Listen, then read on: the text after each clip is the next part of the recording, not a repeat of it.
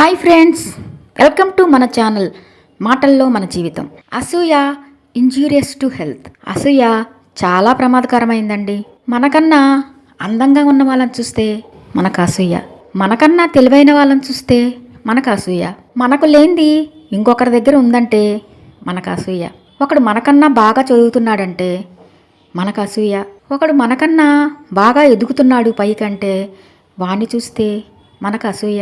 ఇలా ప్రతి చోట స్కూల్లో, కాలేజీల్లో, ఉద్యోగాల్లో, వ్యాపారాల్లో ఎక్కడ చూసినా ఈ అసూయ అనేది పెరిగిపోతూ ఉందండి. కొన్నిసార్లు ఈ అసూయ ప్రాణాలు పోవడానికి కూడా కారణమవుతుందండి. దీని అంతటికీ కారణం ఏంటంటే మనం మాత్రమే బాగుండాలి. ఇదేనండి, అవతల వాళ్ళు బాగుంటే మన మనసు ఒప్పుకోదు. ఇప్పుడు కనిపించిన వ్యక్తి కొంచెం సేపటికి కనిపించడం లేదు. బయటికి వెళ్ళిన వ్యక్తి ఇంటికి తిరిగి వచ్చే వరకు నమ్మకం లేదు. ఇంట్లో చేసిన భోజనం తినే వరకు నమ్మకం లేదు. గ్యారెంటీ లేని జీవితం చాలా చిన్న జీవితం అండి మనది. ఈ చిన్న జీవితంలో ఎందుకు ఈ అసూయ ద్వేషాలు?